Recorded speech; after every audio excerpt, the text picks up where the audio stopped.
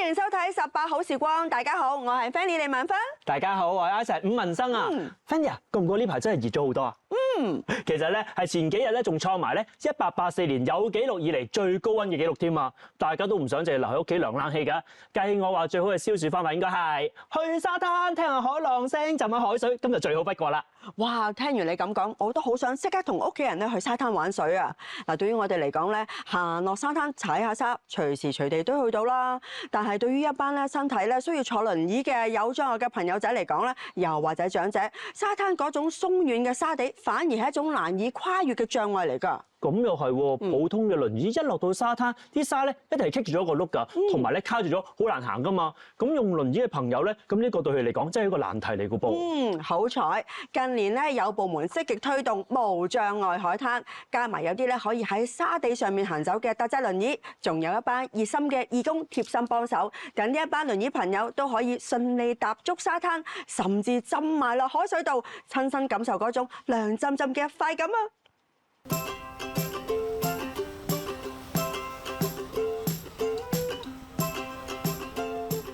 我今次係嚟參加房委會同消防處合辦嘅，即係沙灘即係落水嘅游水活動啦嚇。我本身係非常之中意呢啲戶外活動㗎，我以前都成日經常嚟呢度游水。其實呢度我好熟㗎，點解咧？因為太耐冇落水啦。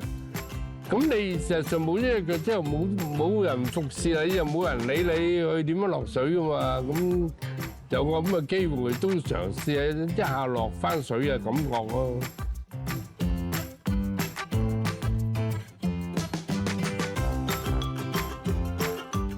我係 Kimmy，嚟自滾動力量嘅計劃經理。咁我今日咧就係帶輪椅使用者咧嚟到沙灘嘅。咁後來咧去到2019年咧，我哋引入咗外國嘅沙灘輪椅，帶到嚟香港，令到香港嘅輪椅使用者都可以一齊落海。我哋嘅特製輪椅咧，其實就係一個大型嘅胎啦。咁呢個胎咧就可以令到佢哋落沙地啊。然後我哋會有一個浮床嘅設計啦，輪椅使用者坐上去嘅時候就好似坐咗喺一個浮床上面咁啦。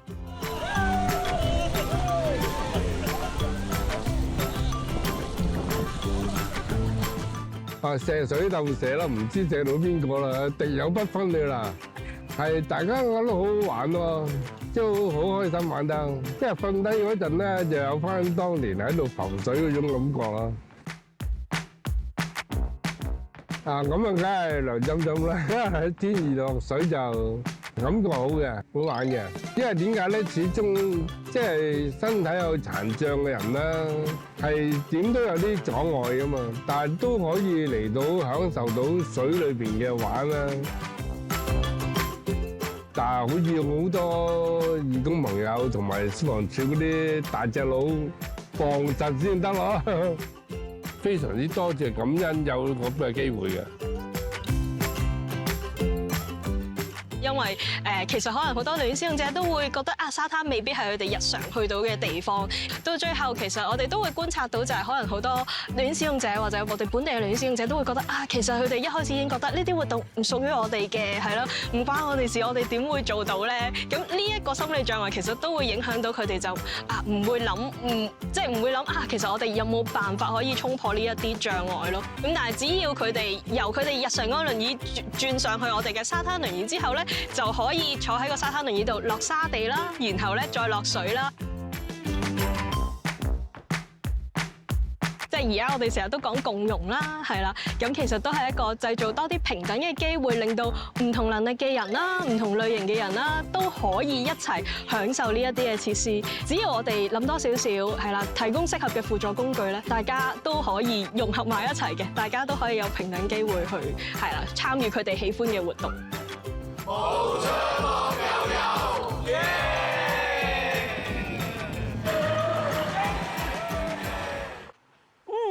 睇到喺一班熱心嘅義工同埋一啲特製嘅工具幫助之下，輪椅朋友們可以盡情擁抱大海，好似小朋友咁樣玩水玩得咁開心。真心覺得其實只要喺城市入邊多一份體貼，大家咧就可以無障礙咁樣探索香港唔同嘅美景㗎啦。你講到探索美景咧，其實除咗去到海邊感受下自然嘅風光之外咧，其實只要大家啦細心留意下側邊嘅事物啦，甚至去到一啲舊區咧，往往咧你都會發現到咧，哇好多好特色嘅建築物啊！裡面嘅一磚一瓦咧，其實隱藏住咧佢悠久嘅歷史㗎，甚至有啲歷史咧係好得意嘅古仔嚟㗎。係啊！最近咧，我發現有個地方好特別㗎，喺西營盤嘅，叫做醫院道4號。你又知唔知其實佢係咩嚟嘅咧？醫院道4號我曾經經過望到入邊嘅係咧好有呢個古典大宅嘅味道嘅。嗱，講起呢度咧，其實唔單止歷史悠久啊，更加係見證咗香港100年嘅醫療啦同埋社區嘅變遷添啊。呢一座建築物咧，最近咧活化之後咧，多咗個新嘅角色喎，我哋一齊睇下。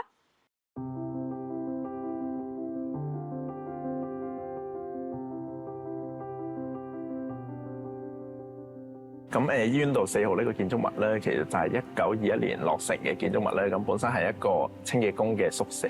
咁係當初咧，香港1894年嘅時候咧，就發生過一場好嚴重嘅鼠疫啦。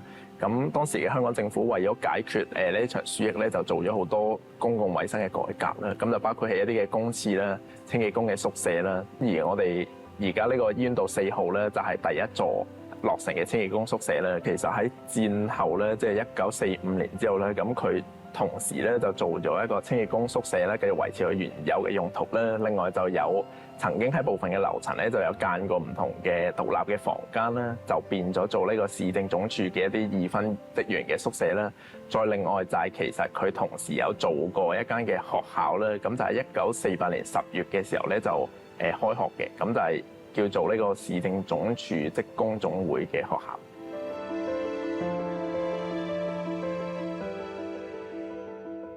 呢個建築物咧，其實本身係屬於一個新古典主義風格影響嘅一個建築物咧。有啲比較明顯嘅特徵就係佢外牆咧會有一啲每個窗頂咧都會有一啲我哋叫做精製磚嘅工藝咧。咁同埋就係喺佢嘅屋頂嘅部分咧，都會同好多新古典主義嘅建築一樣啦，會有一個三角嘅尾飾。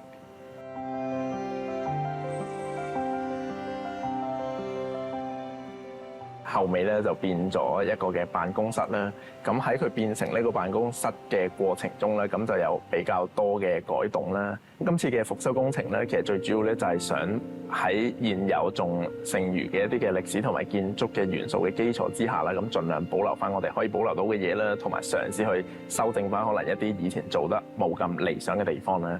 其中一個就係以前其實油咧就相對上比較隨意咧，咁但係到而家咧，咁其實我哋就刻意咁用咗白色做主色啦。咁另外每一個灰色嘅位置咧，我哋喺外牆就會見到，其實都係屬於呢個建築物嘅一啲嘅特色嘅元素啦。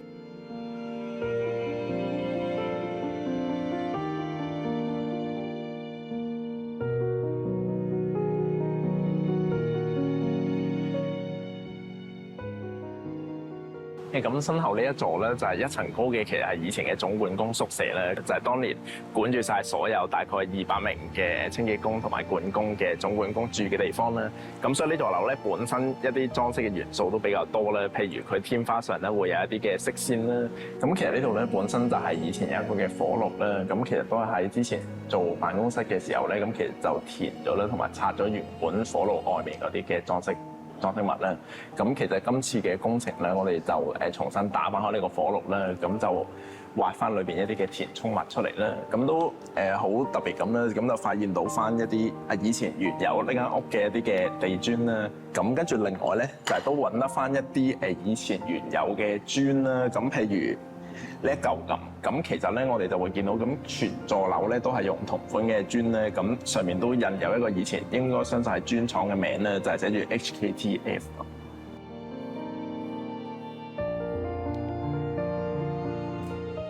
咁上面呢個咧類似閣樓嘅空間咧，以前其實好有可能咧係曾經做過一啲儲物嘅用途啦。咁而喺呢啲嘅磚拱嘅四周圍咧，其實仲會揾到一啲嘅氣窗，咁就有助一個空氣嘅流通同埋通風咁啦。醫院道4號咧係一個2級歷史嘅建築物咧，咁係2010年評級。入去呢個充滿歷史感嘅建築物，真係好似搭咗時光機咁樣㗎。令人感受到咧社區文化嘅底蘊啊！係啊，嗱，醫院道4號呢一座百年古蹟咧，估唔到喎，最初咧就係政府街道清潔工人嘅宿舍嚟㗎。過往一直同香港嘅公共衛生息息相關，而家活化啦，做咗共享基金會嘅全球總部，繼續推動人道援助，就好似一種傳承咁啊！傳承你睇到傳承，我諗起之前咧，我同一大班嘅朋友一齊踢波，當中有小朋友，有大朋友，大家背景又唔一樣，年紀又唔一樣。不過有樣嘢好神奇就係，你傳波俾我，交波俾你，大家種默契咧出晒嚟，真係好神奇啊！一班人踢波啦，真係有一種神奇嘅力量㗎。贏波一齊興奮，輸波咧一齊失落，好容易有共鳴感㗎。有機構咧就特別舉行咗一個咧計劃，唔單止咧教小朋友踢波嘅技術，仲將社交情緒學習融入訓練入邊添。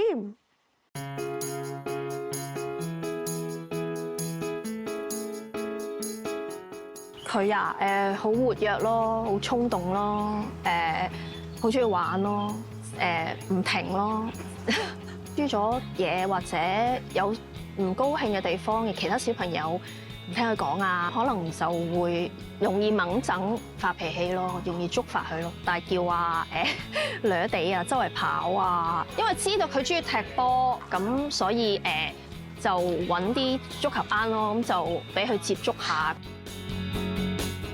腳面帶喐個波嘅，一路帶喐個波。見到人咧就 outside 或者 inside 波避開。OK，明唔明白？見到張樂第一個印象係一個調皮仔啦。咁你去嗌佢或者吹雞集合嘅時候，佢又不停走喺個球場度不停走，叫唔停佢嘅。佢嘅特性係中意做一個小 leader，即係小領隊。我哋叫做係同踢同樂啦，呢個足球計劃。咁其實主要咧，其實就希望可以幫助小朋友透過足球去學習咧社交情緒，即係裏邊嘅一啲好重要嘅元素嘅。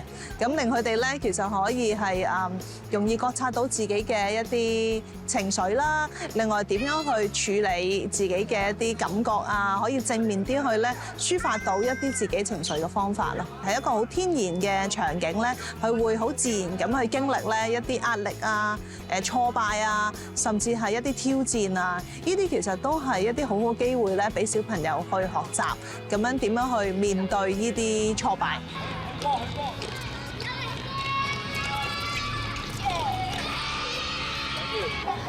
守門要做啲咩㗎？冇嘢做。咁你頭先有冇俾個波入咗網啊？有一球。你覺得點啊？咁我哋都有個別同佢講啦，其實輸贏真係對我哋嚟講唔重要。我哋喺呢個活動裏邊，我哋最緊要係知道足球是什麼，同埋我哋最緊要喺呢個活動裏邊開心俾你去成長，感受足球。就算到今日，我哋頭先同隔離另外一班比賽，我哋輸咗，都冇唔開心。第一堂可能會呼天叫地嘅，喊嘅，但係而家冇啦，大家都好叻。你中意玩遊戲，你中意贏定輸啊？贏。如果輸咗咁點算？唔開心。唔開心咁點算咧？有咩辦法？繼續堅持，繼續努力。話俾佢聽，佢可以能夠做到領袖嘅角色啦。首先，第二樣係話俾佢聽，你喺球隊嘅重要性咯。因為令到佢知道啊，我入咗波喎，追翻咯喎，咁我嘅球員就會欣賞我咯喎，我隊友就會支持我咯喎。咁我覺得佢呢個性格咧係中意俾人去鼓勵同埋俾人注目，係啦。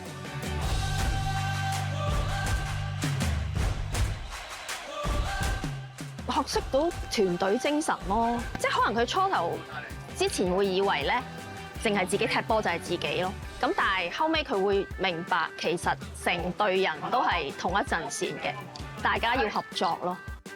因為佢每次可能踢完波翻嚟咧，佢個狀態都係好開心啊，佢會分享翻頭先踢波點啊，又或者自信心好咗咯，因為佢會話阿 Sir 有讚我啊，我接到波啊，或者入到波啊咁樣咯，即係都會開心分享翻呢啲嘢咯。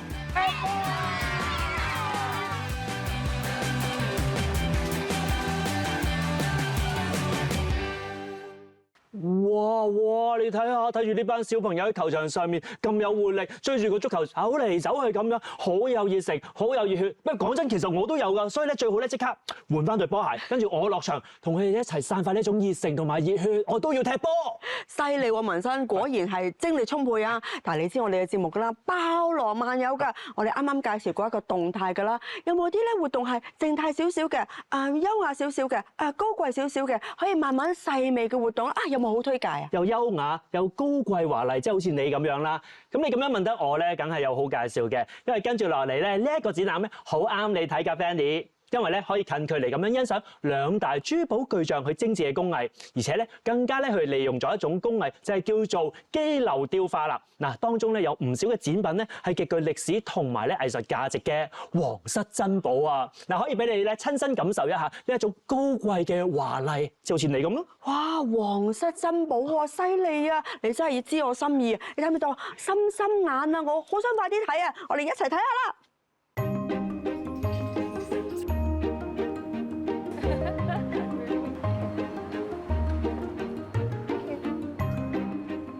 今次展覽嘅主題講述咗法貝爾同埋卡地亞兩位巨匠之間嘅藝術影響同埋佢哋嘅競逐。呢個故事就源於19世紀末代，法貝爾係一個家族嚟嘅。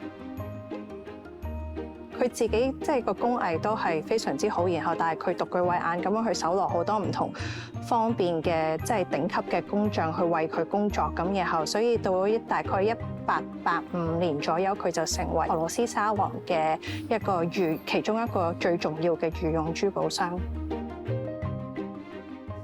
咁法貝爾佢最出名嘅其中一樣嘢就係帝國復活蛋。咁呢一個工藝咧係都幾難去蒸，嗰個就係基樓珐琅 guilloche。咁佢其實咧就係喺一啲金屬物件上邊啦，可能係黃金或者係銀啦，咁然後佢用一個機車去雕刻咗一啲圖案，可能係放射型嘅圖案或者係一啲幾何嘅圖案啦。咁然後上邊咧再去加一啲珐琅半透明嘅珐琅，咁然後有顏色嘅半透明珐琅咁樣去塗喺嗰個金屬上邊，咁所以咧咁然後燒完之後，半透明嘅物料都會透翻佢底下邊嗰啲圖案出嚟，即係一個立體嘅面上邊都有做到呢個工藝，咁係好難。然之後，卡地亞就喺1900年嘅時候，就喺巴黎世界博覽會嗰度就相遇咗法貝爾，同埋開始俾佢嘅風格所啟發。卡地亞其實佢一開始都係即係家族生意啦，但係就係由後尾佢哋三兄弟Louis Jacques 同埋 Pierre 去接手。卡地亞三兄弟入邊都有去到俄羅斯去取經啊，去睇下佢哋嘅工場啊。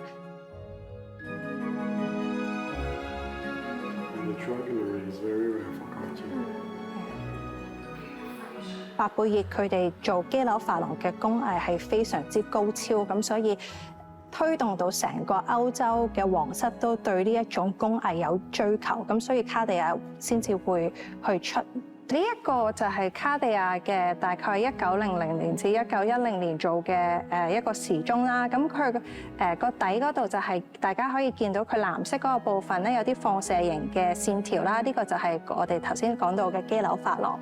晚期少少嘅，咁就係1910年至1920年嘅，都係卡地亞出品嘅時鐘啦。咁佢都係繼續沿用翻呢種好標誌性嘅寶藍色，咁然後佢咧亦都係有啲圖案喺下邊咁樣，會唔同嘅光線就會滲咗出嚟。過咗1910年之後，佢哋嘅師傅都可以慢慢可以做到嗰種一樣咁好嘅工藝嘅作品出嚟，咁然後佢哋就慢慢脫離咗法貝爾呢個影響，然後去獨當一面，去自己去繼續摸索佢哋嘅咧風格出嚟。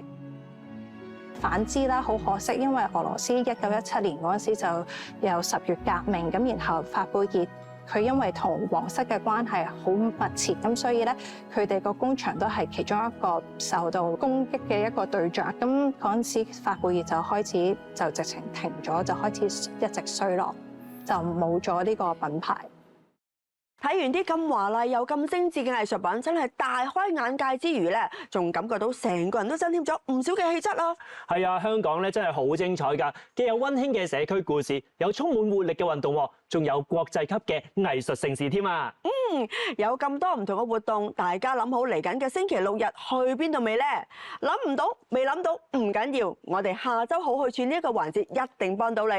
每年暑假最期待嘅，肯定要講到1年1度嘅美食博覽。第36屆美食博覽今日隆重登場，1連5日喺灣仔會展舉行啊！亦都係適逢貿發局60週年啊！大家都紛紛落重本啊，推出勁多超筍優惠嚟賀一賀佢啊！今年必睇嘅亮點，又點少得震撼價嘅1蚊罐頭鮑魚啊！仲有結合唔同食材、足料又矜貴嘅佛跳牆啊！當然唔少得全新登場嘅煙韌市集啦！嗱，門票方面咧真係極抵玩㗎，一張30蚊標準門票就可以通行公眾館，加多40蚊就可以升級做套票，去埋尊貴美食區，盡嘆呢個頂級和牛、黑松露，仲可以品嚐美酒添啊！唔單止大人同埋小朋友有好福啊！今年嘅展覽首次咧加入寵物嘅食品，所以連屋企嘅毛孩都可以揾到好嘢食啊！今年更加係5大展覽強勢聯手，因為去完大人細路都中意嘅美食博覽，只要揸住呢張飛，唔單止可以去埋美食商貿博覽，仲可以同時去到其他精彩嘅展館啊！就好似有家電家居博覽，睇下有冇啲心水嘅電器啱你啊！仲有就係香港國際茶展，試下唔同地方嘅茶飲都幾好喎！仲有就係美與健生活博覽，探討一下健康生活嘅秘訣。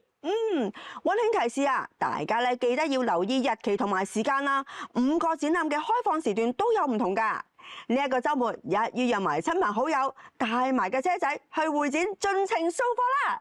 今集嘅18好時光又同大家分享咗好多社區嘅人情味啦，仲有好多好去處喎。Fanny，有邊啲地方你特別中意嘅咧？